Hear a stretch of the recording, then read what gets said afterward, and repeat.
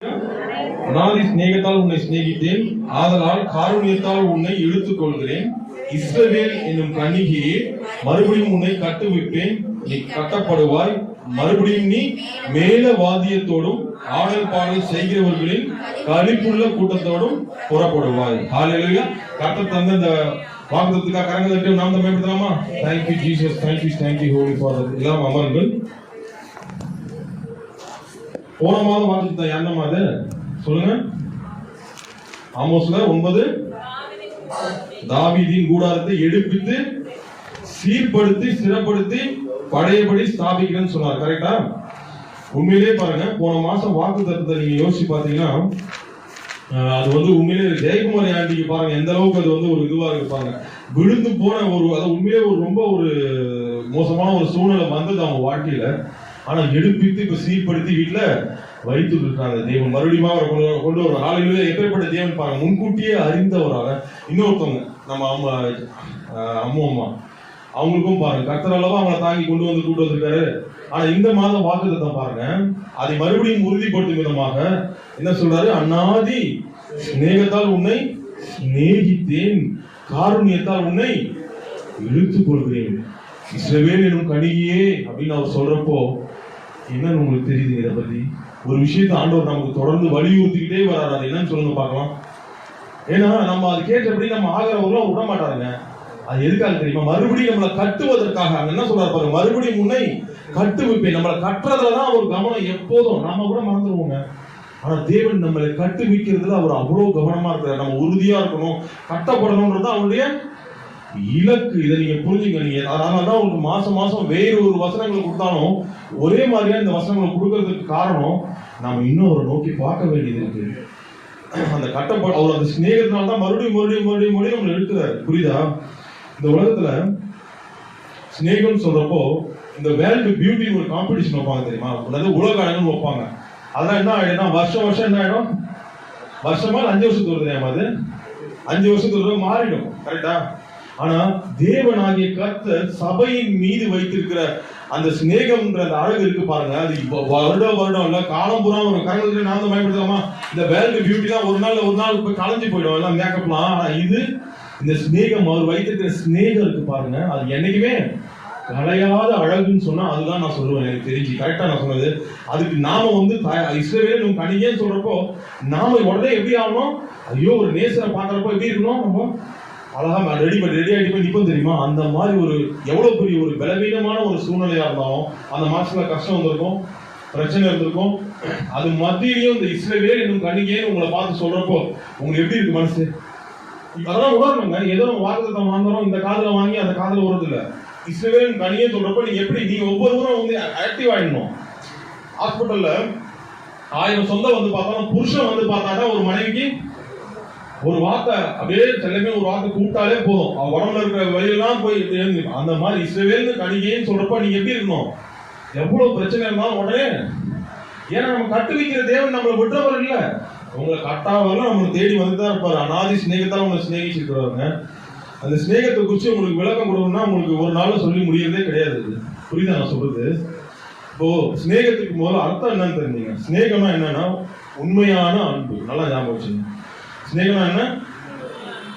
இப்போ எப்படி நான் உண்மையான அன்புன்றதை உங்களுக்கு நான் சொன்னேன்னா ரொம்ப உதாரணம், ஒரு சின்ன உதாரணம் சொல்றேன்.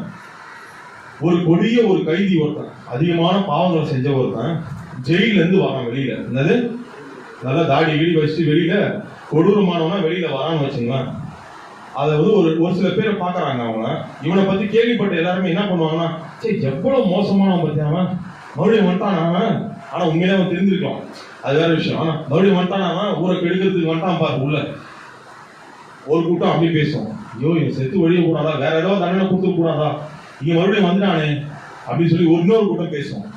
ஆனா பெத்த தாய் எப்படிமா பார்க்கும், மகனே என்னப்பா எலக்ஷியப்பா, அது சாப்பிட்டியா, ஒழுங்கா உள்ள சாப்பாடே இருந்துக்காதப்பா, எலக்ஷியான்னு குடிச்சு அப்படி தடவை கொடுத்து பாரு. அது அங்க கரங்களுக்கு நாம் தான் முதல்ல எடுத்த உடனே நம்ம தேவன் நம்ம பிழைகளையோ குற்றங்களையோ பார்த்து நம்மள அநாதி சிநேகம்னா அதுதான் முதல்ல. அதுக்காக அவர் திருந்தணும், நம்ம பெற்ற தாய்க்கு திருந்தணும்னு எதிர்பார்ப்பா. அது எல்லாத்த விட மகன் எப்படி இருக்கிறான், அவன் உடல்நிலை எப்படி இருக்கு. ஐயோ ஜெயிலுக்காவது கேளுக்காது, எங்க போனாலும் ஒரு பெற்ற தாயினுடைய பாசம் எப்படி இருக்கும்? ஐயோ இப்படி ஆயிட்டானே இழைச்சிட்டானேன்னு தோணும். மத்த எவனா நினைப்பாங்களா? சொந்த மனைவி ஒரு வேலை நினைக்கலாம், வேற யார் நினைப்பா சொல்லுங்க இந்த உலகத்துல? இந்த உலகத்தை பொறுத்தவரை சொல்றோம். ஆனா நம்ம தேவன் 1000 தாய்களுக்கு மேல சமமானவர். ஹalleluya. கரங்களுக்கு நாம மேம்பட்டலாமா? அந்த ஸ்நேகத்தை தான் இந்த மாசத்துல உங்களை எல்லாரையும் பார்த்து சொல்றாரு. நீங்க நான் இல்ல கூட இல்லைன்னா அப்படின்னு நீங்க நினைக்காதீங்கன்னா உங்களுக்கு ஞாபகப்படுத்துறாரு. ஏன்னா அநாதி ஸ்நேகத்தால் உன்னை ஸ்நேகித்தேன்னு சொல்றாரு. இந்த உலகத்துல கொடூரமான முகம் இருக்கும், ஆனா உள்ளுக்குள்ள ஸ்நேகம் உண்மையானதா இருக்கும். அதை நம்ப மாட்டாங்க இந்த உலகத்துல. ஆனா இன்னோசன்ட் பேஸ் இருக்கும், உள்ளுக்குள்ள பல வஞ்சம், ஏமாத்துற குணம், எடுக்கிற குணம் நிறைய இருக்கும்.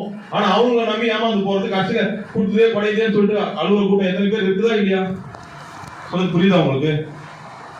ஆனா நம்ம தேவனுடைய அன்பு அப்படிப்பட்டது இல்லைங்க.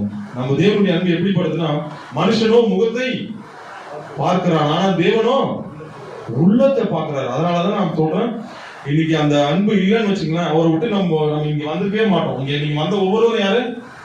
பாக்கியவான்கள். உங்க ஒவ்வொருவரையும் கன்னிகையாக, அவருடைய மனவாட்டியாக அவர் பார்க்கிறார். அதனாலதான் உங்களை விடுறதுக்கு அவர் விரும்பல. அதனால அவங்க மறுபடியும் அன்பின் கையினால இழுத்து கொண்டு வர்றாரு. நல்லா கவனிங்க. நீங்க எவ்வளவு தூரம் அவரை விட்டு நம்ம போயிருந்தாலும், உண்மையிலே சொல்ற ஒரு வார்த்தை, அவர் மட்டும் நான் ஒரு விஷயம் சொல்ற பாருங்க, நிழலை போல் அவருடைய அன்பு ஸ்நேகம் நம்மளை இங்க கொண்டு வரலன்னா, நான் இங்க பேசிட்டு இருக்க மாட்டேன். நீங்க கூட எங்கேயும் வந்திருக்கலாம். நான் எங்கேயாவது குட்டிச்சோட்டுல உட்காந்து வெட்டி கதை தான் பேசிட்டு இருந்திருப்பேன். அவருடைய ஸ்நேகம் மட்டும் இங்க எடுத்து வரணும். கரெக்டா நான் சொன்னது? இல்லைன்னா நம்ம ஒவ்வொருத்தரும் ஒவ்வொரு வேலையில இருந்திருப்போம். நான் தைரியமா சொல்லுவாங்க, அவருடைய காரணியமும் அவருடைய ஸ்நேகமும் என்னை எடுக்கலன்னா, நான் என்னுடைய சாட்சியை சொல்றேங்க, இங்க நின்று நான் இங்க பேசிட்டு இருக்கவே மாட்டேன். உலக பயில்வான்களாலும் பலு தூக்குபவர்களால கூட என்னை எடுக்க முடியாத அளவுக்கு பாவ பாரத்தை உடையவனாகத்தான் இருந்திருப்பேன். நான் தைரியமா வெக்கம் இல்லாம நான் சொல்லுவேன். ஏன்னா என் தேவனை விடுதலை ஆக்கியிருக்காரு. அவருடைய ஸ்நேகமும் காரணியம் தான் விடுதலை ஆக்கிருக்கு. நான் வெக்கப்பட மாட்டேன். ஹல்லேலூயா. அதே மாதிரிதான் நீங்களும் தைரியம் கொண்டு அவர் மேல அந்த ஸ்நேகத்தை நீங்க பதிலுக்கு ரிப்ளை பண்ணுங்க. ஏன்னா அது சாதாரணமானது. ஏதோ இந்த காதல வாங்கி வாழ்ந்ததை போறதில்லை, அதை அனுபவிக்கணும் வாழ்க்கையில. அதை அனுபவிச்சிருக்கேன். இல்லைன்னா எப்படியோ ஒரு பாவ பாரத்தோட கூட இருந்திருக்கலாம் என் வாழ்க்கை. ஆனா கர்த்தரல்லவோ அதுல இருந்து மீட்டெடுத்து அவருடைய ஸ்நேகம் அல்லவோ நம்மளை இழுத்துது. ஆக இதை நீங்க மனசுல வச்சுங்க. சோ இந்த மாதம் வாக்குத்தத்தத்தை போறதுக்கு முன்னாடி ஒரு விஷயம், வாக்குத்தத்தங்கள்லாம் நமக்கு கொடுக்கப்படுதுன்னு வச்சுங்களேன். அது எப்படி எடுத்துக்கிறீங்க நீங்க மாசம் மாசம்? நீங்க வந்து செக் பண்ணணும், அது நடக்குதா இல்லையா என்னது உங்க வாழ்க்கையில. நான் இன்னைக்கு கூட ஒரு சொன்னேன், நீ போன வாரத்துக்கு கிஷ்மிஷா கூட நீ கேள்வி கேட்கலாம், தவறுல யாரும் கேட்கலாம். நான் முதல்ல பாதி வசனத்தை விட்டுட்டு படிச்சேனே, அதை நீ கேள்வி கேட்டுருக்கோம். கரெக்டா? ஏன் நீங்க பாதி வசனத்தை விட்டீங்க அப்படின்னு. ஏன்னா அதை விடக்கூடாது. ஏன்னா நான் ஏன் விட்டேன் தெரியுமா? அது அந்த சம்பவத்துடைய தொடர்ச்சியா இருந்ததுனால தான் விட்டேன். அதுல ஏதாவது ஒரு இன்ஸ்ட்ரக்ஷன் தேவன் வச்சிருந்தா கண்டிப்பா நான் அதை விட்டுக்க மாட்டேன். அதனாலதான் ஏன் கேட்கணும். ஏன்னா வசனங்களை பிரிச்சு பாக்குறது இல்ல, அதுல என்ன ஆண்டவர் சொல்றாருன்றத நம்ம தெரிஞ்சுக்கணும். அதான் தைரியமா நீங்க கேட்கலாம், யார் வேணும். நான் அந்த மாதிரி சொல்றதுக்கு காரணம்னா அதனுடைய தொடர்ச்சியா இருக்கக்கூடாதுன்னு தான் நான் அந்த மாதிரி சொன்னேன். புரிஞ்சுட்டீங்களா? சரி, இப்போ வாக்குத்தத்தங்கள் ஏன் நமக்கு மாசம் மாசம் சொந்தமாகறத நீங்க உணர்றீங்களா இல்லையா? உணரணும், அது அறிக்கை செய்யணும் தினமும். நல்லா புரிஞ்சுங்கன்னா, இப்போ ஒரு உலகத்துல பொறுத்தவரை ரேஷன் கடைக்கு போறோம், ஒரு டோக்கன் கொடுக்குறாங்க. அந்த மாசத்துல நீங்க வாங்கலாம், அடுத்த மாசம் கொடுப்பானா? அது எனக்கு தெரிய கொடுப்பாங்களா? ஏதாவது ப்ராசஸ் இருக்கா? அந்த மாசத்துக்குள்ளே வாங்கிடணும், 2க்குள்ள வாங்கிடணும். கரெக்டா? நீங்க அந்த மாதிரி என்ன தைரியமா அறிக்கை செஞ்சு இந்த வாக்குத்தத்தை எப்படி சொல்லி வச்சிருக்கீங்க? நம்ம எனக்கும் சேர்த்து கேட்டுக்கிறேன். நான் அநேக வேலை பழுவில் நம்ம மறந்துடும். அதுதான் கூடாது. அநாதி ஸ்நேகத்தை அவர் எடுத்துருக்காரு. நாம் என்ன பண்ணணும்? அந்த வாக்குத்தத்தை தினமும் அந்த ஸ்நேகத்தை அனுபவிக்கணும். நமக்கு எனக்கு தான் கொடுத்துருக்கிற ஆண்டவர், அறிக்கை செய்யணும். ஒருவேளை உலகத்துல ஒண்ணா அவங்க தானிய கிடங்குல அந்த நமக்கு கொடுக்க வச்ச அந்த காரியங்கள் அவங்க திருடிட்டு போயிடலாம். ஆனா நமக்குன்னு வச்சிருக்கிற வாக்குத்தத்த ஆசீர்வாதத்தை தேவன் ஒருபோதும் யாரும் எடுத்து போக முடியாது. ஆனா அடுத்த மாசத்தையாவது நீங்க என்ன பண்ணணும்? வேதத்துல இருக்க ஒவ்வொன்றுமே உங்களுக்காக வந்த வாக்குத்தத்தம் தான். புரியுதா? நமக்காக கொடுக்கப்பட்ட வாக்குத்தத்தம் தான். இனியாவது நம்ம வந்து இதை புரிஞ்சுக்கிட்டு அறிக்கை செய்யணும். அப்பதான் அந்த மாதத்தினுடைய வாக்குத்தத்தத்தை நம்ம சுதந்திரிக்கணும். நான் உங்களுக்கு ஷார்ட்கட் சொல்றேன். மாதத்தினுடைய வாக்குத்தத்தை சுதந்திரிக்கிறோமா இல்லையான்னு ஒவ்வொரு மாசமும் நம்ம என்ன திங்க் பண்ணணும். அது சுதந்திரிக்கணும்னா என்ன காரணம் யோசிக்கணும். அதை சரி செய்யும் பொழுது நம்ம என்ன பண்ண முடியும்? ரேஷன் கடை மாதிரி திருடிட்டு போக மாட்டோம். அந்த வாக்குத்தத்தம் உங்க அந்த ஆசீர்வாதம் கண்டினியூவா வந்துடும் உங்களுக்கு. அதை நீங்க மனசுல புரிஞ்சு வச்சுங்க. இப்ப நம்ம இந்த இதுக்குள்ள போலாம். ஃபர்ஸ்ட் என்ன பார்க்கிறோம்? அநாதி ஸ்நேகத்தை குறிச்சு தான் நம்ம பார்த்துட்டு இருக்கோம். அநாதி ஸ்நேகம் மற்றும் அவருடைய காரணியம். இப்போ ஒரு எப்படி சொல்றது, ஒரு எக்ஸாம்பிள், ஒரு வீடு இருக்கு. ஒரு வீட்டுல வந்து அஸ்திபாரம் என்னது? ஒரு வீடு எவ்வளவு பெரிய வீடா இருந்தாலும் எது மெயின்? அஸ்திபாரம். கரெக்டா? இப்போ நம்ம வந்து எபேசியர் 2:21 வாசிமா. எபேசியர் 2:21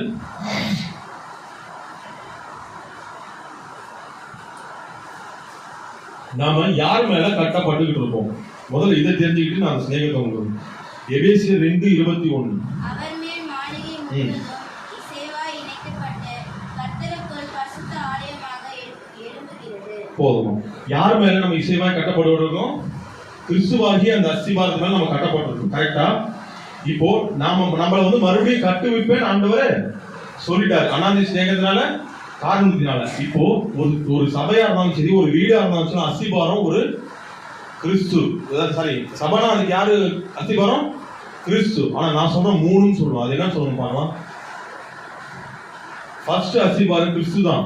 இன்னொன்னு 2 இருக்கு. அது கண்ணுக்கே தெரியாதுங்க. அதுதான் அவருடைய சிநேகமும் அவருடைய காரணியம். காரணத்துக்கு நாம் தான் பயன்படுத்தலாமா? நான் தான் உங்களுக்கு சொல்ல வர்றதுக்கு காரணமே. நல்லா புரிஞ்சுங்க. நீ என்னைக்கெல்லாம் இடிக்கப்பட்டு பிரச்சனைகளாலேயோ வேற ஏதாவது கவலைகளாலேயோ இடிக்கப்பட்டு சாஞ்சி விழுகும் போது 2 கைகளாக பிரிந்து உங்களை தாங்கிறது அவருடைய சிநேகமும் அவருடைய காரணியம் தான். ஹல்லேலூயா. இது புரியுதா உங்களுக்கு? அதில் அஸ்திபாரம் வீடு கிறிஸ்துவா இருந்தாலும் கிறிஸ்துவனுடைய அந்த காரணியமும் சிநேகமும் தான் ஒவ்வொருத்தரையும் நீங்க இடிக்கப்படுறப்போ, மனுஷனால கைவிடப்படுறப்போ, பல பிரச்சனைகளால விழுகிறப்போ, பாவத்தினால கூட விழுந்து மறுபடியும் மீள்னா கூட கட்டப்படுறது யாரால? சிநேகத்தினால, காரணியத்தினால. புரிஞ்சுட்டீங்களா? இந்த நல்லா புரியுங்க. டாடி இந்த சபைய இறந்துட்டார். அதான் இந்த சபையினுடைய மேய்ப்பர் என்னாரு? இறந்துட்டார். இறந்த பிறகுதான் அவருடைய சிநேகத்தை இங்க வச்சாரா தேவனு? காரணத்தை காட்டுறாரு நினைக்கிறீங்களா? கிடையவே கிடையாது. அவர் இறப்பதற்கு முன்னாடியே, இந்த சபை உருவாவதற்கு முன்னாடியே ஒரு கர்த்தர் இந்த சபையை குறித்து ஒரு தரிசனத்தை வைத்திருக்கிறார். அவருடைய காரணியமும் சிநேகமும் ஒருபோதும் குறையாது. எப்போ வச்சார்? நல்லா புரிஞ்சுங்க. டாடி 100 பேர் இருக்கிற மாதிரி ஒரு வாட்டி ஓலக்குடிசில பிரசங்கம் பண்ணிருக்கிறாரு. என்னது? 100 பேர் இருக்கிற மாதிரி யாரால பண்ண முடியுமா? 100 பேர் இருந்தாதான் உள்ளே வருவன்ற ஆளுங்களா இருக்கிறாங்க. அவங்க மத்தியில் 100 பேர் இருக்கிறது போல நினைச்சிட்டு பிரசங்கம் 2-3 பேர் மத்தியில பிரசங்கம் பண்ணிருக்கிறார் அந்த மனுஷன். அந்த மாதிரி பிரசங்கம் பண்ண வச்சது எது? அவருடைய சிநேகங்க. ஹல்லேலூயா. இல்லைன்னா டாடியுடைய வாழ்க்கை எல்லாருக்கும் தெரியும். அவருடைய முன்னாடி எப்படி இருந்திருப்பாரு? ஒரு கடவுளோ தூக்கிட்டு வந்து இங்க நிறுத்தினாரு. எது நிறுத்துச்சு? சிநேகமும் காரணியம் தாங்க. விளையாட்டாங்க. அதுதான் நான் சொன்னேன். கிறிஸ்துவாகிய இந்த அஸ்திபாரத்துல இருந்து 2 வகையா பிரியுது. நீங்க எப்பப்பெல்லாம் உடையில உங்களை மறுபடியும் கட்டுறது ஒண்ணு காரணியமும் அவருடைய சிநேகம் தாங்க. ஆகையால் டாடி போயிட்டாலும் சரி, யாரு போயிட்டாலும் சரி, நாங்கள் எங்களுக்கு யாரா இருந்தாலும் அவருடைய சிநேகம் இங்க நடந்த ஒரு காரணியத்தினால சபை நடந்துகிட்டு தான் இருக்கும். ஏன்னா இது அவருடையது. ஹல்லேலூயா. நல்லா கொஞ்சம் இன்னும் கூட சொல்றேன் பாருங்க. அவருடைய சிநேகத்தையும் காரணத்தையும் வச்சு என்றோ போட்ட குறைக்கு கூட தான் நன்றியை நிறைவது தள்ளினாலும் வெளிப்படுத்தும் நாய்க்கு இருக்கக்கூடிய நன்றி கூட எனக்கு இல்லாம எத்தனை தடவை நான் அவருக்கு துரோகம் பண்ணிருக்கேன் தெரியுமா? தேவனை விட்டு விலகி ஓடின நாட்கள் உண்டு. இங்க வந்த ஒவ்வொருக்கும் தெரியும். ஆனாலும் கூட என்னை இங்க இங்க நிறுத்தி இங்க பேச வைக்கிறாருன்னா மறுபடியும் நம்ம வைக்கப்படவே இல்லை சொல்றதுக்கு. அவருடைய சிநேகமும் அவருடைய காரணம் தாங்க. இங்க வந்தவங்க ஒவ்வொருவரும் அந்த சிநேகமும் காரணம் தான் இழுத்து வந்திருக்கு. ஹல்லேலூயா. நிழலின் அருமை வெயிலில் தெரியும் சொல்லுவாங்க. என்னது? நிழலின் அருமை வெயிலில் தெரியும். அதுபோல அவருடைய சிநேகத்தின் அருமையும் பெருமையும் எதுல தெரியும்னா, நீ பாவத்தில் சறுக்கி விழும் பொழுதும், நல்லா கவனிங்க, துன்பத்தில் மாடும் போதும், நம்பினவர்கள் கைவிட்ட போதும், வாக்கு கொடுத்தவர்கள் நாக்கு மாறி பேசுறப்போவும், தோல்வி உங்களை பயமுறுத்தும் பொழுதும் நல்ல மனசு நிறுத்திக் கொள்ளுங்க. மொத்தத்துல கிறிஸ்துவின் நாமத்தின் நிமித்தம் நீங்க படுகிற எல்லா பாடுகளிலும் அவருடைய சிநேகமும் அந்த காரணியமும் உங்களுக்கு முத்தமிட்டு உங்களை அவருடைய அன்பை அந்த வெளிப்படுத்தலன்னா, சத்தம் இல்லாம நாம எல்லாம் மண்ணுக்குள்ளதான் போயிருப்போன்றத நீ நம்புறீங்களா? விசுவாசியே கரங்களை நாம பயன்படுத்தலாமா? சத்தம் இல்லாம மண்ணுக்குள்ளதான் போயிருப்போம். கண்டுகொள்வார் இல்லாம மண்ணுக்குள்ள போயிருப்போம். கரெக்டா? அவருடைய சிநேகமும் காரணியம் தான் நம்மள இங்க கொண்டு வந்திருக்கு. இதை நீங்க அதனாலதான் நான் சொல்றேன். இதை நீங்க மறுபடியும் எதுக்காக கொண்டு வந்திருக்கு? 4ஆம் வசனம் வாசிமா. மறுபடியும் அந்த இறைமை 31 மறுபடியும் நம்மள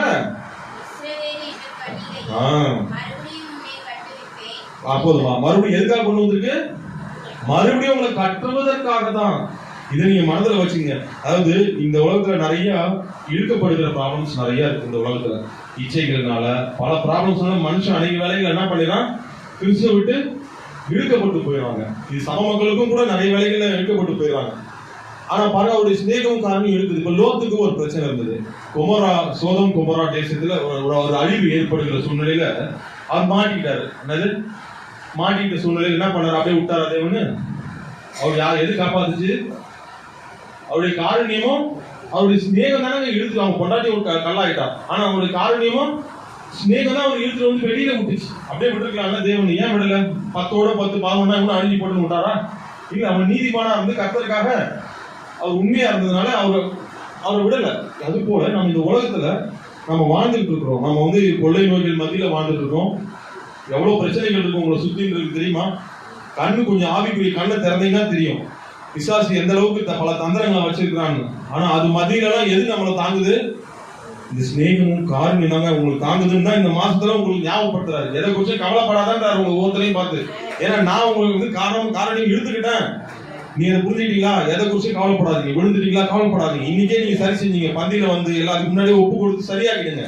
ஒருவேளை பாவத்துல விழுந்துட்டீங்களா? பரவாயில்ல, இன்னைக்கு அறிக்கை செஞ்சு ஏதாவது அவரு பந்தியில பிரவேசிச்சுங்க. இனிமேல் அதை செய்யாம பார்த்துக் கொள்ளுங்க. புரியுதா? எது உங்களை இடிக்கிறதோ அது இடிக்கப்படாம இருக்கிறதுக்கு ஆண்டவர் என்ன பண்றீங்க? ஒப்பு கொடுங்க. அதனால நான் இன்னைக்கு வந்திருக்கிறேன். நீங்க ஒவ்வொருவரும் வெறுமனே திரும்ப கூடாது. எப்படி போனோம்? அவருடைய சிநேகத்தையும் அன்பையும் அதை ருசித்தவர்களாக தான் இங்க பந்தியில பிரவேசிச்சு பலப்பட்டு போகணும். புரியுதா? நல்லா புரிஞ்சுங்க. நம்ம நிறைய வேலைகள்ல அவருடைய சிநேகத்தை புரிஞ்சுக்கிறதே இல்ல. இதை ஒத்துக்கிறீங்களா? அவர் சிநேகத்தை புரிஞ்சுக்கிறீங்களா? இல்ல புரிஞ்சுக்கலையா? நம்ம நிறைய வேலைகள்ல 100% அவருடைய சிநேகத்தை புரிந்து கொள்வதில்லை. புரிந்து கொண்டீங்கன்னா நீங்க ஒவ்வொருவரும் இப்படி இருக்க மாட்டீங்க. என்னையும் சேர்த்துதான் எரிகிற தீப்பந்தமாக இருக்கும். எரிகிற தீப்பந்தம் எப்படி தான் இருக்கும்?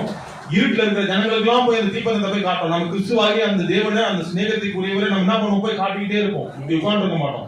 ஒவ்வொருவரும் எப்படி இருப்போம்?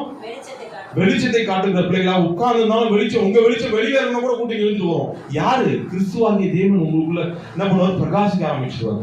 சோ நீங்க ஒவ்வொருவரும் எரிகிற தீப்பந்தமா இருக்கணும்னா அவருடைய சிநேகத்தினுடைய அன்பை இன்னைக்கே உணர ஆரம்பிச்சுங்க. பந்தியில பிரவேசிக்கிறதுக்கு முன்னாடி என்ன பண்றீங்க? உணர ஆரம்பிச்சிருங்க. ஆகையால நமக்கு கொடுத்த தரிசனங்களை அவர் என்னைக்குமே மறக்கவே மாட்டாருங்க. ஏன்னா அவருடைய சிநேகமும் காரணமும் நம்ம என்ன பண்ணோம்?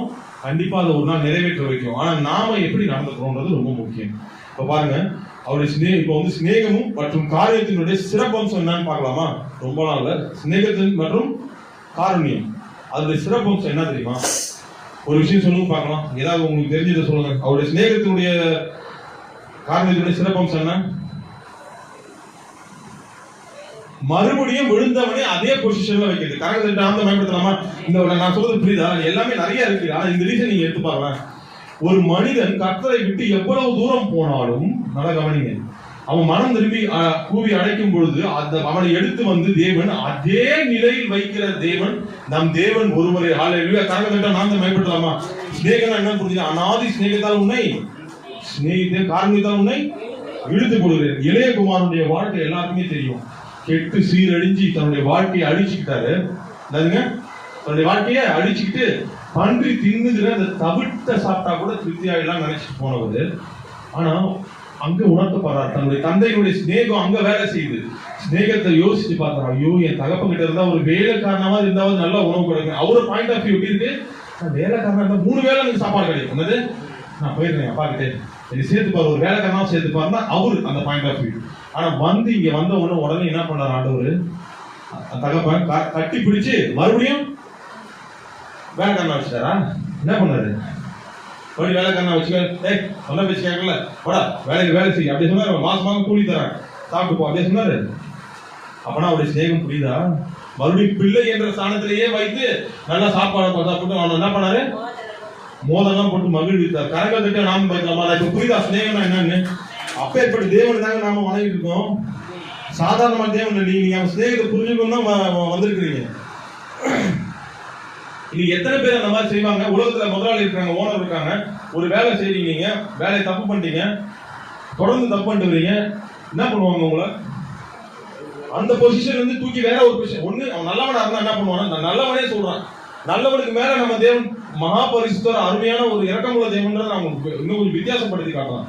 நல்லவன் கூட ஒரு அளவுக்கு மேல தொடர்ந்து தவறு செய்யும் போது அந்த வேலையில இருந்து இன்னொரு வேலையை தான் அவன் கொடுப்பானே தவிர, அது கெட்டவன் இமிடியேட்டா என்னது வேலையை விட்டு போடுவோம். ஆனா நல்ல முதலாளி தான் சரி, அவன் குடும்பம் கஷ்டப்படும் போது வேற ஏதாவது பொசிஷன்ல கொஞ்சம் கீழ் நிலையில தள்ளி விட்டலாம், அவன் இருந்துட்டு போட்டோம் அப்படின்னு சொல்லி அவன் விட்டுருவோம். ஆனா நம்ம தேவன் அது கூட பண்றவர்ல இருந்த இடத்துல அதே இடத்துல உட்கார கரங்களுக்கு நாம பயன்படுத்தலாமா? அதுதாங்க நம்ம தேவனுடைய சிறப்பம்சமே.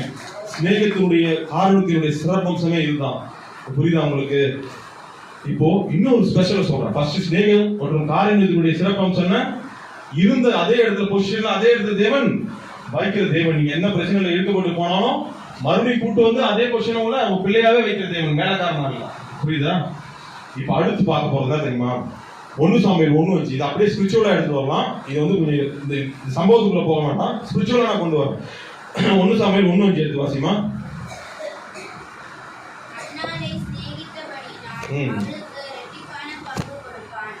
போதுமா? அண்ணாலே சிநேகித்தபடினா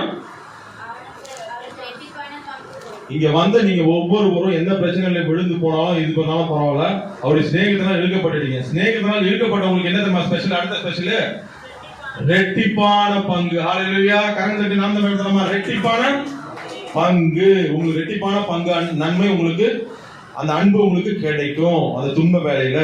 எப்படின்னா அண்ணாளுடைய புருஷன் அப்படியே ஸ்பிரிச்சுவலா கொண்டு வரலாம். இப்ப அண்ணாளுடைய புருஷனுக்கு நான் ஃபர்ஸ்ட் இதை உங்களுக்கு சொன்னாதான் புரியும். அண்ணாளுக்கு ஒரு பிரச்சனை இருந்தது, எல்லாருக்கும் தெரியும், இருந்தாலும் நான் ஞாபகப்படுத்துறேன். அண்ணாளுக்கு குழந்தை இல்லை. அண்ணாளுக்கு குழந்தை இல்லாத ஒரு சூழ்நிலை இருக்கிறப்போ அவங்க கணவர் என்ன பண்ணாரு? இன்னொரு பொண்டாட்டி இருந்தது, மில்கால் சொல்லிட்டு. மில்கால் பேர் என்ன? பெனினாலா? பெனினால் என்ற ஒரு பெண் இருந்தா. ஆனா அவகிட்ட அப்படியே வாழ்க்கையை தொடர்ந்து இருக்கலாம்ல. ஆனா அவன் யார அதிகமா நேசிச்சாரு? அண்ணாள் அதிகமாக நேசித்தார். அதுவும் இல்லாம ஒரு குறைவு ஏற்படுகிறப்போ காயப்படுறது யார்கிட்ட இருந்து? வெளி வீட்டுல இருந்து இல்ல, வீட்டுல இருக்கிறவங்களே அவளை காயப்படுறா. அவ கூட இருக்கிற சக்கழுத்தி, அவ பேர் என்ன?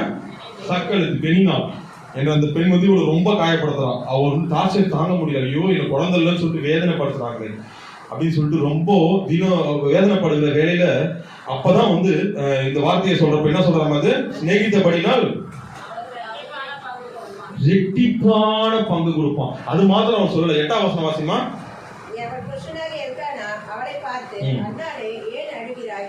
ஏன் சாப்பிடாது இருக்கிறாய்? ஏன் சஞ்சலப்படுகிறாய்? 10 குமாரனை பார்க்கிலும் நான் உனக்கு. ஆமென், ஆமென். சிநேகம்னா என்னன்னு பாத்தீங்களா? காரணினா என்னன்னு பாத்தீங்களா? ஒரு கஷ்ட சூழ்நிலையில அவருடைய இது அப்படியே ஸ்பிரிச்சுவலா கொண்டு வாங்க. நாமெல்லாம் யாரு? அவருக்கு நிறைய சபைகள் இருக்கு, சர்ச்சஸ் நிறைய இருக்கு. புரியுதா? சபைன்றது ஒரு மொத்தமா சேர்ந்த ஒரு மனப்பாட்டு. நீங்க நிறைய கூடுகை இருக்கிற இடம் இருக்கு. ஆனா ஒண்ணுமே பெருக்கம் இல்லாத இந்த சபையை பெருக்கம் பத்தி வராது. ஆனா இது அவ்வளவு நேசிக்கிறாரு. இப்ப அண்ணால பார்த்து அவருடைய கணவன் சொல்றது போலதான் நம்மள சிநேகிக்கிறாரு. இந்த மாசத்துல ஹல்லேலூயா. கரங்களை பயன்படுத்தலாமா? ஏன்? உங்களுக்கு கண்டிப்பா சாமுவேலை போல ஒரு பெரிய ஆசீர்வாதம் வரப்போகுது நமக்கு. அப்படியே ஸ்பிரிச்சுவல் ஆக்கிங்க அப்படியே. ஆமென், ஆமென், ஹல்லேலூயா. ஆமென் சொல்லதான் அது வந்து நம்ம அது பலனை அனுபவிக்க முடியும். நல்லா கவனிங்க. ஏதோ ஒரு குறைவு இங்க வந்த ஒவ்வொருவரும் ஏதோ ஒரு குறைவு வந்திருக்கீங்களா? உங்களை யாராவது டார்ச்சர் பண்றாங்களா? இது அண்ணால ஞாபகம் வச்சுங்க. நான் சொன்னேன், உங்க இந்த மாசத்துல வந்த ஒவ்வொரு ஏதோ ஒரு குறைவுல வந்து யாராவது உங்களை கலங்கப்படுத்துறாங்களா?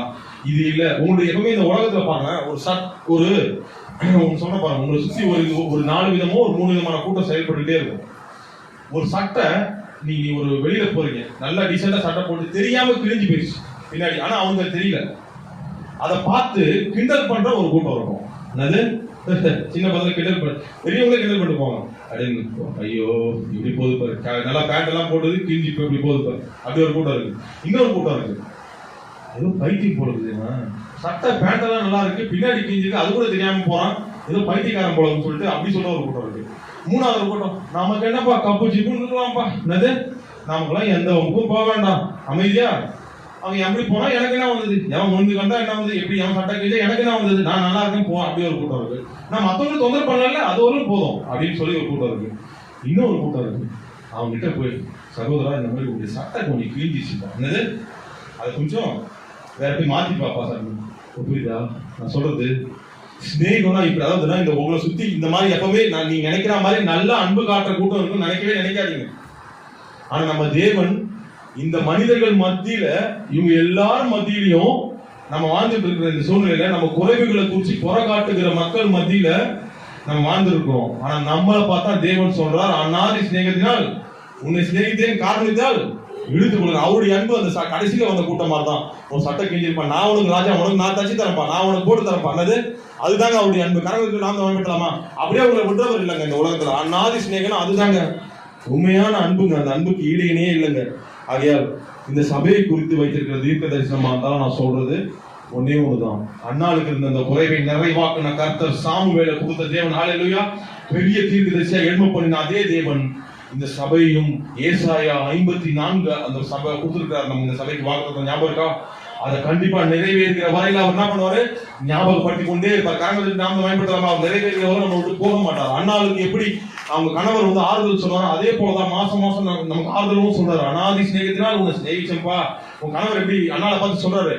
நீ 10 குமாரனுக்கு மேலல்லவா அப்படின்னு சொல்ற மாதிரி நம்மள உங்களை பார்த்து என்ன பார்த்து இது சபைக்கும் நீங்க எடுத்துக்கலாம், உங்க தனிப்பட்ட ஒவ்வொரு வாழ்க்கைக்கும் எடுத்துக்கலாம். உங்க குறைவை பார்த்து யார் கிண்டல் அடிச்சாலும் எதுவும் கவலைப்படாதீங்க.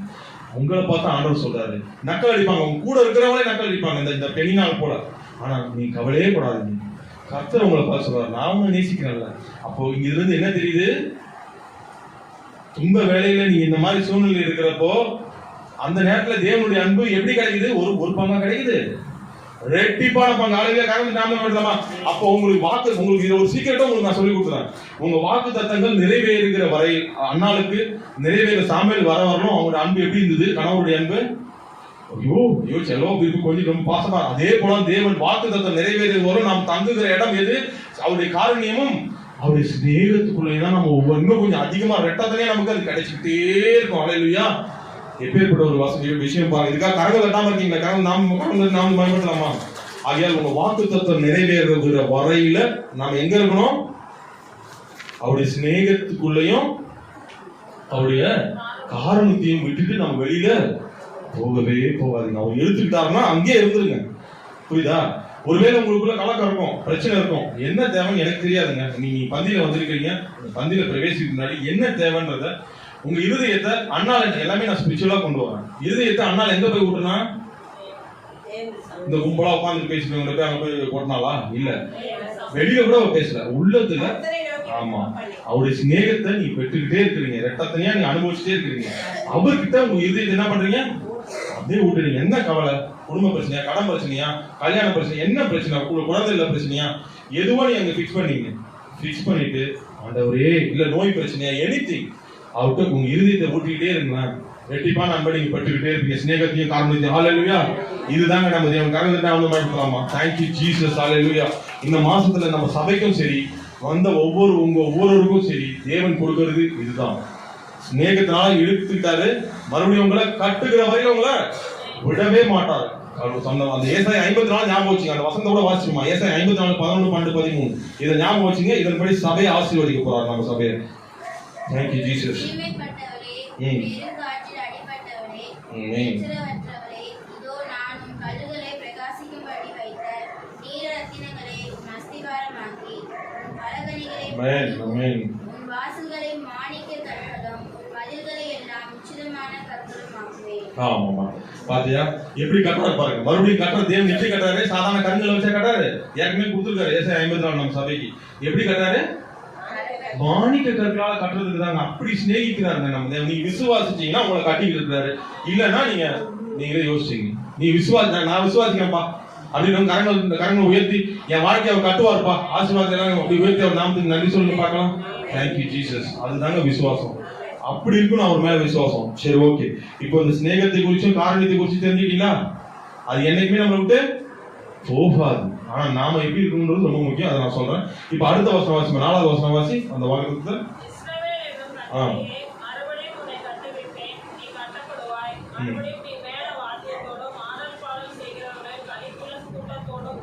ஆமாங்க. இது அவருடைய வருகை வரும். அது பொருந்தும். அந்த வார்த்தை என்னது? அவருடைய வருகை வரையிலும் நமக்கு பொருந்தக்கூடிய ஒரு வசனமா ஆண்டவர் நம்ம சபைக்கு கொடுத்துட்டாரு. எவ்வளவு தைரியமான வசனத்தை கொடுத்துட்டாரு. புறப்படுவான்ட்டாரு. அவர் வருகை வரப்போ நீ அப்படி சந்தோஷமா அப்படியே எடுத்துட்டு போயிடுவா. இது எவ்வளவு பெரிய ஆசீர்வாதம். இப்படி இருக்கீங்க, நல்லா கரங்களுக்கு உற்சாகமா பயன்படுத்தலாம். அல்லேலூயா. நமக்கு இங்க இருக்கிறது மட்டும் கிடையாது இந்த சந்தோஷம். இந்த மேல வாத்தியம் இதெல்லாம் சந்தோஷத்துக்கு ஒப்பிட்டுங்க. இந்த மேலவாதி இது எல்லாமே இங்க மட்டும் கிடையாது. அவர் ராஜ்யத்துக்கு இங்க வரப்போ, இயேசுநாதர் வரப்போ நம்ம சபை அப்படியே எடுத்துக்கொள்ளப்படுறதுக்கும் நமக்கு ஆசீர்வாதத்தை கொடுத்துறாரு. இப்ப நாம என்ன பண்ணணும்ன்றதுதான் முக்கியம். நான் அதை குறித்து சொல்றேன். அதுக்கு முன்னாடி இந்த மறுபடியும் கட்டப்படுறேன்னு சொல்றாரு தெரியுமா?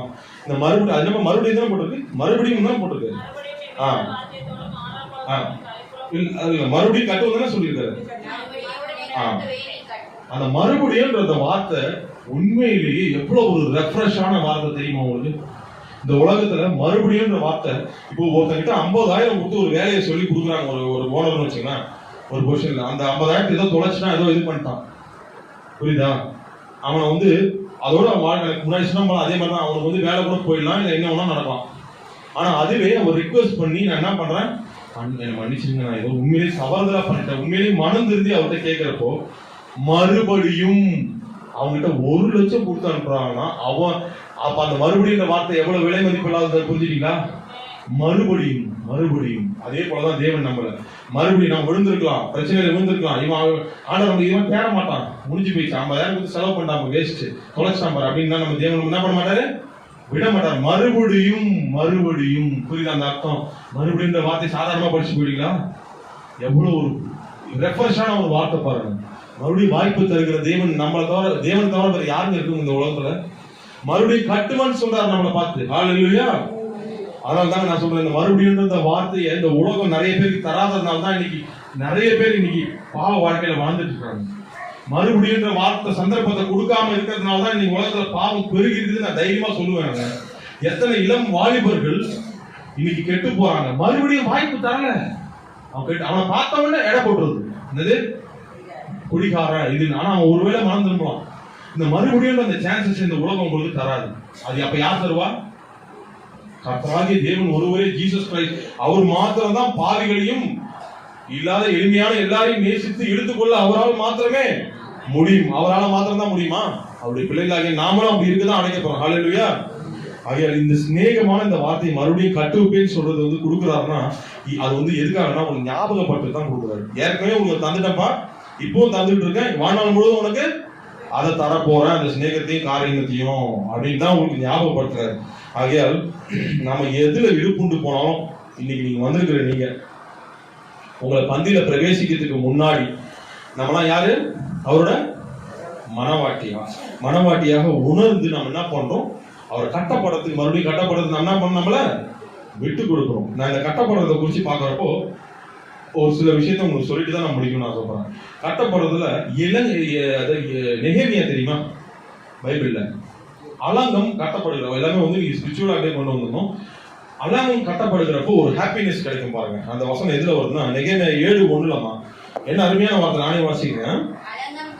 கட்டி முடிந்து கதவுகள் போடப்பட்டு வாசல் காவலாளரையும் பாடகரையும் லேவியரையும் ஏற்படுத்தின பின்பு நான் என் சகோதரனாகிய அனனியாவையும் அநேகரை பார்க்கிறேன். போதும் அதான். இப்போ ஒரு சபை அலங்கம் கட்டி முடிஞ்ச பிறகு என்ன ஏற்படும்? சபையில சந்தோஷம், ஆடல் பாடல் எல்லாமே நிகழுது அந்த இடத்துல. அப்போ நம்ம சபை வந்து கண்டிப்பா ஒரு கட்டப்பட்ட பிறகு இது நடக்கும்.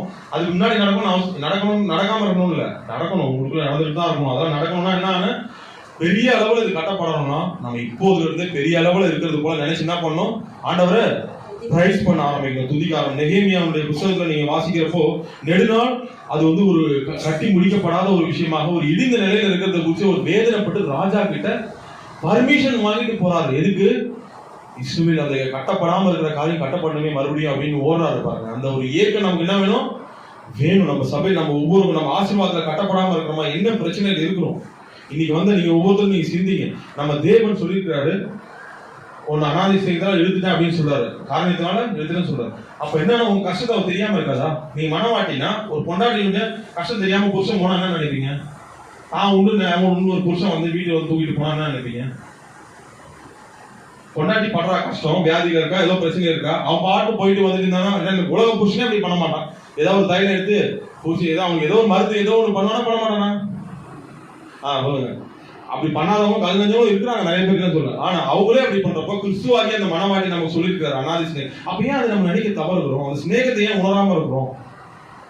ஏசாயா 54 ஞாபகம் வச்சுங்க, நீ மனசுல வச்சுங்க. ஸ்நேகத்தினால நம்ம இழுக்கப்பட்டுட்டோம். அவரே இந்த சபைக்கு நாயகர் யாரு? அவரே. அவர் நாயகரா நம்மளை வந்து 2 விதமான வேதனையில இருந்து விடுதலையாக்கி இருக்காரு. ஒண்ணு, ஒரு பெருக்கம் இல்லாத சபையா இருந்த சூழ்நிலையில இருந்து மாத்தி ஆட்களை கொடுக்க ஆரம்பிச்சார். நான் கட்டிக்கிட்டு இருக்காரு, அது விசுவாசம். 2வது, ஒரு இளம் விதவையுடைய வேதனையிலிருந்து விடுதலை ஆக்கிட்டாரு. அதுலயும் ஆண்டவர் சொல்றாரு, சிருஷ்டிகளே உன் நாயகர் என்று அதுல சொல்றாரு. ஏசாயா 54 அதுல இருந்தும் உங்களுக்கு துணையா இருக்கிறேன்னு ஆண்டவர். சோ இப்படி பண்ற தேவன் நம்மளை ஒருபோது என்ன பண்ண மாட்டாரு? தாழ விட மாட்டாரு. எதுக்காகனா நம்மளை மறுபடியும் கட்டுவதற்காக தான். புரிஞ்சுட்டீங்களா? ஆகிய இங்க வந்த நீங்க மனிதர்களால கைவிடப்பட்டிருக்கலாம், யார் என்ன அவமானப்படுத்தப்பட்டிருக்கலாம், நீ என்ன பண்ணப்பட்டாலும் பெருங்காட்டுல அடிபட்டு எங்கேயோ தூக்கி வீசப்பட்ட ஒரு நிலையில கூட நீங்க இருக்கலாங்க. ஆனா உங்களை பார்த்தா ஆண்டவர் சொல்றாரு, அனாதி சிநேகத்தால் உன்னை சிநேகித்தேன், காரணத்தால் உன்னை இழுத்துக் கொள்கிறேன் என்று. ஆகையால் இது தனிப்பட்ட உங்க வாழ்க்கையில் இருக்கிற சூழ்நிலைகளாக இருந்தாலும் இந்த வசனம் உங்களுக்கு தான். ஒட்டுமொத்த சபையா இருக்கிற நமக்கும் சேர்ந்து வருகிற வசனமும் ஒண்ணுதான். இதை மனசுல இருத்திக் கொள்ளுங்க. சபையினுடைய பெருக்கமா இருந்தாலும் சரி, உங்க தனிப்பட்ட வாழ்க்கையுடைய பெருக்கமா இருந்தாலும் சரி, இந்த மறுபடியும் கட்டுவன்னு சொன்னா மறுபடியும் கட்டுவார். சரி, இதோட நான் முடிச்சுக்கிட்டா அதுக்கு அர்த்தமே இல்லை. கட்டுவாருன்னு சொல்றா, இடிக்கப்படுற ஒரு ரீசன் இருக்கு. ஏன் இடிக்கப்படுறோம்னு தெரியாம நம்ம பாட்டு இந்த செய்தியை முடிச்சு பந்தியில பிரவேசிச்சா என்ன அர்த்தம் இருக்கு? அவருடைய சிநேகத்தையும் காரணத்தையும் உங்களுக்கு காட்டி கொடுத்தாச்சு, அது என்னைக்குமே மாறாதுன்னு சொல்லியாச்சு. மறுபடியும் கட்டுவோன்னு சொல்லிட்டாரு, அதோட முடிச்சுட்டா முடிஞ்சுதா? இல்ல. ஏன் இடிக்கப்படுறோம்னு காரணம் தெரியுமா வேணாம் உங்களுக்கு? ஏன் இடிக்கப்படணும்? சபை நம்ம ஒவ்வொருத்தரையும் கட்ட போறோம், ஆசையா எழும்புறோம், திடீர்னு இடிக்க போறதுக்கு காரணம் என்ன? நல்லா தெரிஞ்சுங்க. மொத்தம் பாத்தீங்கன்னா 2 விதமான காரணம் இருக்கு. சரி, ஒரே காரணம், ஆனா 2 விதமான நபர் இதுல இடைப்படுறாங்க. அந்த ஒரு காரணம் யாருன்னா அது நீங்க தான். அல்லேலூயா, அல்லேலூயா. அந்த ஒரு காரணம் ஏன் தெரியுமா நான் சொல்றேன்? நீங்க இடம் கொடுத்தாதான் இந்த 2 பேருமே வருவாங்க. ஒருத்தர் யார் தெரியுமா? பிசாஸ். அது இடிக்கப்படுறது பிசாஸ். அவன் என்னைக்குமே வந்து இடிக்கப்படுறதான் பார்ப்பான். 2வது யார் தெரியுமா? கர்த்தர். அது ஏன்னு சொல்றோம், அது அப்புறமா சொல்றோம். ஃபர்ஸ்ட் இடிக்கப்படுறதுக்கு பிசாசு காரணம் ஏன் தெரியுமா? நெகேமியாவை எடுத்துக்கங்க. என்னைக்குமே நீங்க இன்னைக்கு உங்க வாழ்க்கை கட்டப்பட்டுச்சுன்னா அதை பார்த்து சந்தோஷப்படுறவங்க எல்லாம் நிறைய பேர் கிடையாது. நல்லா புரிஞ்சுக்கணும். வாழ்க்கை கட்டப்பட்டுக்கிற வேலையில உங்களை பார்த்து பொறாமப்படுறவங்க தான் நிறைய பேர் இருப்பாங்க. அதுவே நீங்க வாழ்க்கை இடிக்கப்பட்டு ஏதாவது ஒரு வேதனையில விழுந்துட்டீங்கன்னு வச்சீங்கன்னா, அவங்க ஆறுதல் வார்த்தை எப்படி தெரியுமா இருக்கும்? சாத்துக்குடி ஜூஸ் போல இருக்கும், குளுக்கோஸ் மாதிரி இருக்கும். அப்படியே என்னமா ஐயோ ஒன்னால பாடுது, அப்படி ஒன்னாவது கவலைப்படாத அப்படின்னு ஆறுதல்லாம் சொல்லி உனக்கு தாய் போல அப்படியே தடவை கொடுத்து பாசம் காட்டுவாங்க. அதுவே நீங்க வாழ்க்கை கட்டப்பட ஆரம்பிச்சிருச்சுன்னு வச்சுங்களேன், என்னாவும் பொறாமை எங்க இருந்துதான் வரும்னு தெரியாது பாருங்க. உண்மையை நான் சொல்றது உண்மையா லாஜிக்கா இல்லையா? அதுதான் நான் இன்னைக்கு சொல்றேன். அப்படி இருக்கிறப்போ உச்சிதமான கற்களால் நம்ம கட்டிட்டு இருக்கிறாங்க. நம்மளை பார்த்து பொறாமப்படுவாங்களா பட மாட்டாங்களா? அந்த பொறாமப்படுறதுல மிக முக்கியமான நபர் யாருன்னா பிசாசு. இந்த நெகேமியாவை பொறுத்தவரை ஒரு விஷயம் நடந்தது. ஆலயம் எழும்புறப்போ ஒரு ப்ராப்ளம் பண்றதுக்குன்னே ஒரு ஆள்லாம் இருந்தாங்க. அந்த வசனம் எடுத்து வாசிக்குமா? அது நேரம் குறைவா இருக்குது. நெகேமியா 4:7-8.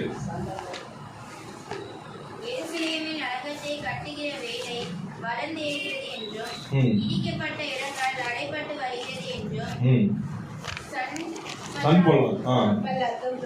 தொபியாவும் கேட்டபோது அவர்கள் மிகவும் எரிச்சலாகி எருசலேமின் மேல் யுத்தம் பண்ண எல்லாரும் ஏகமாய் வரவும் வேலையை தடுக்கவும் கட்டுப்பாடு பண்ணினார். பாத்தீங்களா? நீங்க கட்டப்பட்டுட்டு வரீங்கன்னா எப்படி இருப்பாங்க பாத்துட்டு உங்களுக்கு அப்படியே வந்து என்ன பண்ணுங்க, வெத்தலை பாக்கு பணமா எதுவும் கொடுப்பாங்க. நல்லா பண்ணுங்கப்பா அப்படி ஆசீர்வதிப்பான்னு நினைக்கிறீங்களா? நீங்க கஷ்டப்படுற வேலையில சாத்துக்குடி ஜூஸ் மாதிரி பேசுறவங்க இருக்காங்க, உங்களுக்கு ஆறுதல் சொல்றவங்க. அதுவே நீங்க என்னைக்கு கட்டப்பட ஆரம்பிச்சிட்டீங்களோ, இந்த கடன் கொடுத்தவனை பார்த்து கடன் வாங்கினவங்க விட்டு ஓடுவான் பாருங்க, அந்த மாதிரி உங்களை பார்த்து தெரிச்சு ஓடுவங்க இருப்பாங்க. உங்க கூட பழகினவங்களே கூட உங்களுக்கு நீங்க கட்டப்படுறத பார்த்து சந்தோஷம் எல்லாரும் பட மாட்டாங்க. உங்க நேசிக்கிறவங்க மாத்திரம் தான் சந்தோஷப்படுவாங்க. அதுல பிசாசு எப்படிப்பட்டவனா இருப்பான்? அவனே பாழான நடந்து தான் இருக்கிறான், இடிந்து விழுந்து. எங்க இருக்கான்? பாழான நடந்து தான் அவனே இருக்கிறான். நீங்க கட்டப்படுறத பார்த்து அவன் சும்மா விட்டுடுவானா? அதுவும் உச்சிதமான கற்கள்ல அவன் இடிக்கப்பட்டு பாழான நடந்துட்டு போயிட்டான். அவன் உங்களை பார்த்து இப்படிதான் சன்பல்லாவும் தொபியா இந்த மாதிரி இவங்க மாதிரி தான் அவன் என்ன பண்ணுவாங்கள எரிச்சல் அடைஞ்சு இவங்களை கட்டப்படுறத விட மாட்டாங்க. தேவன் கட்டுவாரு. ஆனா பாருங்க, இந்த விஷயத்துல யார் திரும்ப யுத்தம் பண்ணிருக்கா? யார் யுத்தம் பண்ணிருக்கா? தேவன். எடுத்து வாசிமா அந்த வசனத்தை. அதனால அதுக்குதான் உங்களுக்கு சொல்றேன், பிசாசு என்னைக்குமே உங்க மேல ஒரு குறியா தான் இருப்பான். அதெல்லாம் நினைச்சு பயந்துடாது. நெகேமியா அதை பார்த்து பயந்தாரா? இல்ல. நெகேமியா 6:15-16 வாசிமா. இந்த விஷயத்துல அவங்களே புரியும்படி பண்ணார் ஆண்டவர். நெகேமியா 6.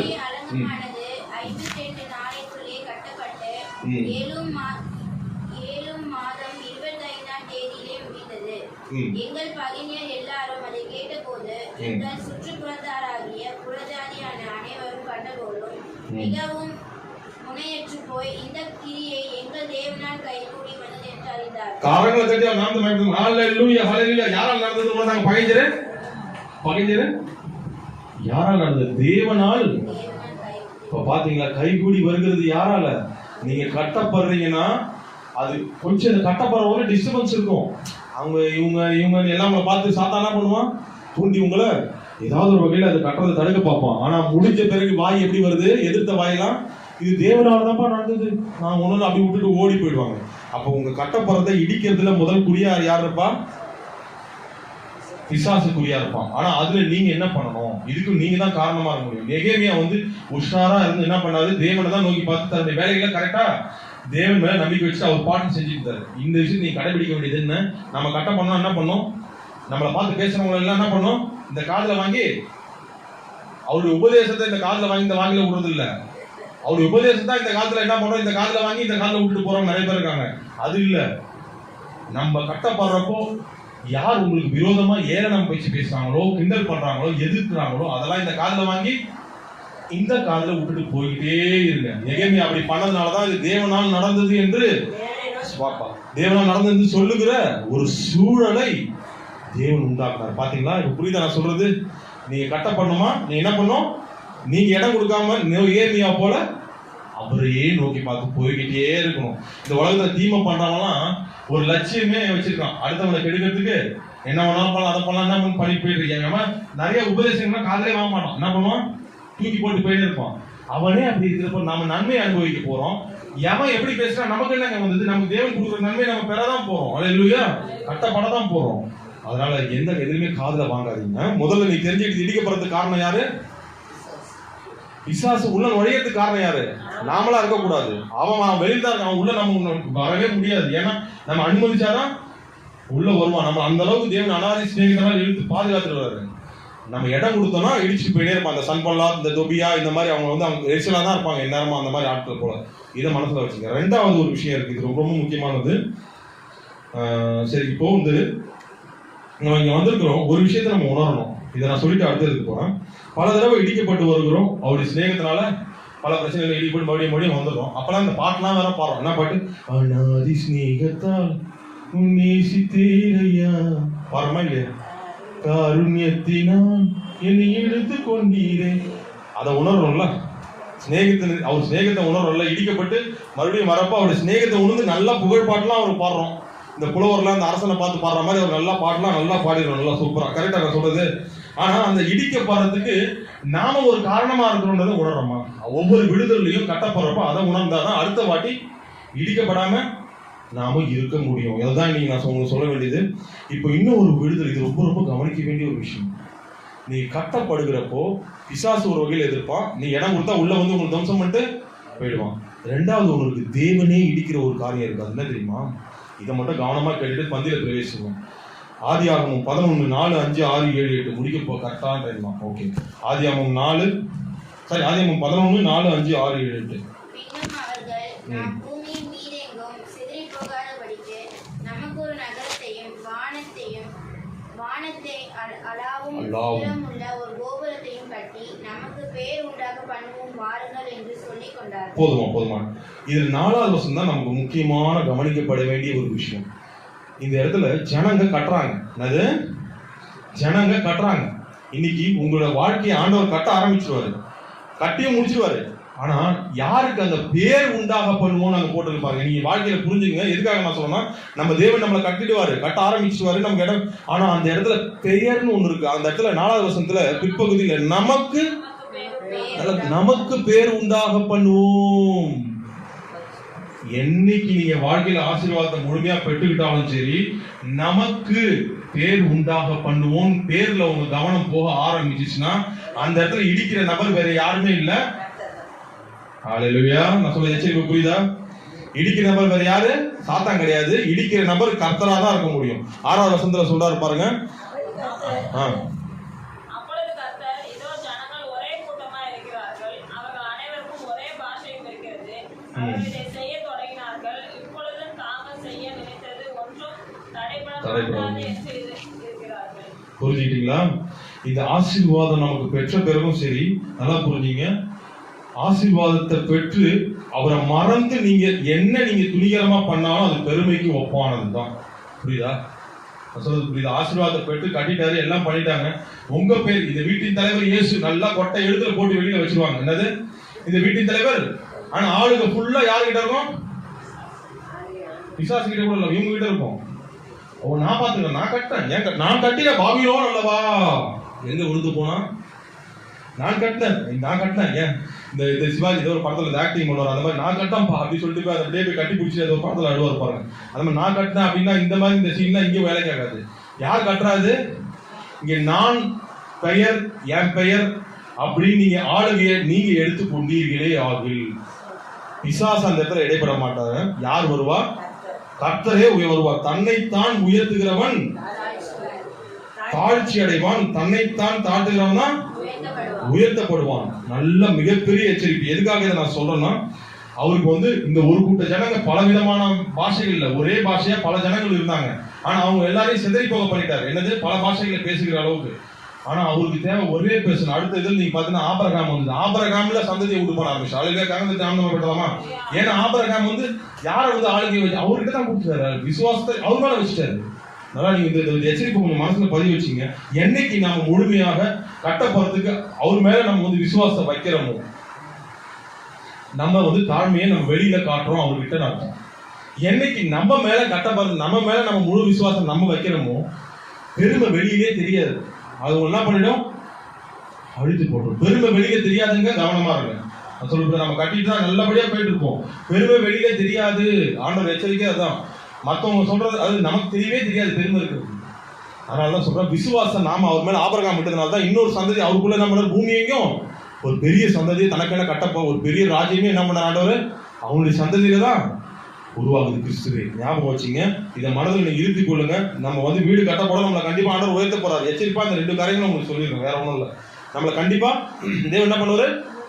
கட்டுவார். ஏன்னா அனாதை சிநேகத்தினால அவங்க இழுத்துட்டாரு, மறுபடியும் கட்ட வந்துட்டார். ஆனா நாம கவனமா நடக்க வேண்டியது மிக முக்கியமானது. முதல்ல பிசாசு நம்மளை பார்த்து என்னைக்குமே இடிக்க தான் பார்ப்பான். அதுக்கு நாம என்ன பண்ணக்கூடாது? இடம் கொடுக்கக்கூடாது. 2வது, நாமளே நம்ம இடிப்பறதுக்கு நாமளே காரணமா இருக்கக்கூடாது. இந்த தானியல் வீட்டில் போய் வாசிக்க, தானியல் 4:29 இந்த நேபுகாத் நேச்சாராமே, அவர் பேர் என்ன? நான் கட்டின பாபிலோன் அல்லவான்னு சொல்லிட்டு ஒரு மமதையா கொஞ்சம் மேல இருந்து என்ன ஆயினாரு? புல் திங்குற அளவுக்கு மாடு மாதிரி ஆயிட்டாரு. அந்த மாதிரி இடிக்கப்பட்டு போகாம பார்த்து போடுறதுக்கு நாம் பண்ண வேண்டியது தாழ்மை கொண்டு ஆளுகையை அவர்கிட்ட வந்த தாழ்மை கொண்டதான். எப்படி தெரியுமா? நான் அதுக்கு ஒரு எக்ஸாம்பிள் சொல்லி முடிக்க காமெடியா தான் இருக்கும். தன்னை ஒரு புழு, நான் ஒரு அம்மா இருந்தாங்க. என்னதுங்க தாழ்மை எப்படி இருக்குன்னா உண்மையா இருக்கணும். தாழ்மை ஒரு அம்மா இருந்தாங்க, மேடையில் நின்று அப்பப்போ ஜெபிக்க சொன்னா நம்ம என்ன பண்ணோம்? உண்மையை நடந்தது. ஜெபிக்க சொல்றப்ப அந்த அம்மா எப்ப பார்த்தாலும், ஆண்டவரே நான் ஒரு புழு, நான் ஒரு கழுதை, என்னதுங்க நான் ஒரு அற்பமானவங்க, நான் ஒரு மண் அப்படின்னு சொல்லிட்டு இந்த வாண்டு பசங்க என்ன பண்ணாங்க? பைபிள் வர பசங்க சும்மா ரோல் பண்ணிட்டாங்க. தினமும் இதே மாதிரி ஒவ்வொருத்தரையும் ஜெபிக்கிறப்ப என்ன பண்ணிட்டாங்க? இந்த வார்த்தையை சொல்றது, ஆண்டவரே நான் ஒரு புழு, நான் ஒரு கழுதை, என்னது இப்படி சொல்லிட்டே இருந்தாங்களா? அந்த வாண்டு அந்த பசங்க பைபிள் கிளாஸுக்கு வர வெளியே போறோம், மிஸ்ஸஸ் புழு, மிஸ்ஸஸ் கழுதை அப்படின்னு சொல்லுவாங்க. அடுத்தது மிஸ்ஸஸ் அர்ப்பம் அப்படின்னு சொல்லிட்டு கூட ஆரம்பிச்சாங்களா? ஒவ்வொருத்தரும் இந்த மாதிரி பண்ண கம்ப்ளைண்ட் பண்ணிட்டாங்க. என்ன இந்த பசங்க இந்த மாதிரி பண்றாங்க, இந்த மாதிரி கம்ப்ளைண்ட் பண்ண ஆரம்பிச்சாங்க. ஏமா புரியுதா உங்களுக்கு? அப்போ அவங்க மனசுல எந்த இடத்துல தாழ்மையா இருக்க முடியல, கோவம் அடைஞ்சு போய் எரிச்சல் அடிச்சு போய் கம்ப்ளைண்ட் பண்ற அளவுக்கு போயிட்டாங்க. அதுக்கு போய் கட்டிச்சு இது பண்றாங்க. அந்த கதைக்குள்ள போக வேண்டாம். நான் சொல்றது புரியுதா? இப்ப நான் சொல்ற பாயிண்ட் புரியுதா உங்களுக்கு? அற்பம் புழு மேலே நின்று இங்க பேசுறது இல்ல, செயல்ல அந்த தாழ்மை வெளிப்பட்டாதான் நீங்க உயர முடியும். நீங்க கட்ட பண்ணணும்னா தாழ்த்தி ஆகணும். தாழ்த்து சூழ்நிலை போறோம், தாழ்த்திக்கிட்டே இருக்கு. அதான் நான் சொல்ற ஆலோசனை ஒண்ணே, என்னையும் சேர்த்து தான் சொல்றேன். தாழ்த்து. வாழ்க்கையில உயரணுமா, கட்ட பண்ணணும், என்ன பண்ணும்? ஆண்டவர் முன்னாடி பணிஞ்சு ஹியூமினிட்டி பணிந்து கொண்டே இரு. சபை கட்டப்படும், உன் வாழ்க்கையும் கட்டப்படும். இதுதான் கிடைக்கிற மிகப்பெரிய ஒரு ஆலோசனை. இதை நான் சொல்ல போறது. ஸோ எருசலேம் அலங்கம் கட்டப்பட்ட உடனே கட்டப்படணும்னா இன்னொரு விஷயத்தையும் நெகேமியா பண்ணாலும் அது போல நாம பண்ணணும். உலகத்துல நம்ம சிக்கி கொள்ளக்கூடாது. நெகேமியா ராஜா கிட்ட தன்னை விடுவித்து கொண்டு வந்தார். என்னது? விடுவித்து கொண்டு வந்துதான் எருசலேமின் அலங்கம் கட்டப்படுறதுக்கு என்ன பண்ணாரு? வழியை இது பண்ணாரு. அங்கேயே இருந்துட்டு இல்லை. நீ என்னைக்கு கர்த்தர் மேல அன்பு கொண்டு ஞானஸ்தானத்தை கொடுத்து நீ கொண்டு வாங்க. ஞானஸ்தானம் கூட அது கூட நீ புதுசா கட்டப்படணும்னா நான் என்ன சொன்னேன்? ஏசு கிறிஸ்துட்ட உங்க கருத்தை கொடுத்துட்டீங்கன்னா உலகத்துல இருந்து உங்க என்ன பண்ணும்? விடுவிச்சுக்கிட்டு வந்துருங்க. விடுவிச்சுட்டு தான் எல்லாரையும் விட்டுட்டு நான் துறவரம் போறேன் அம்மா அப்படின்னு சொல்லிட்டு காட்டுக்கு போறது இல்லை. நான் புரியுதா உங்களுக்கு? விடுவிச்சு போறா என்னது? இந்த உலக இச்சைகள் இந்த காரியங்கள்ல நம்ம அடிமைப்பட்டு கிடக்கிறது விடுவிச்சுட்டு வெளியில வாங்க.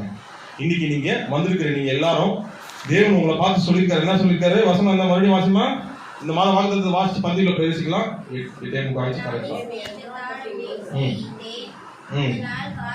இதனால் உன்னை இழுத்துக் கொள்கிறேன் கன்னிகையே.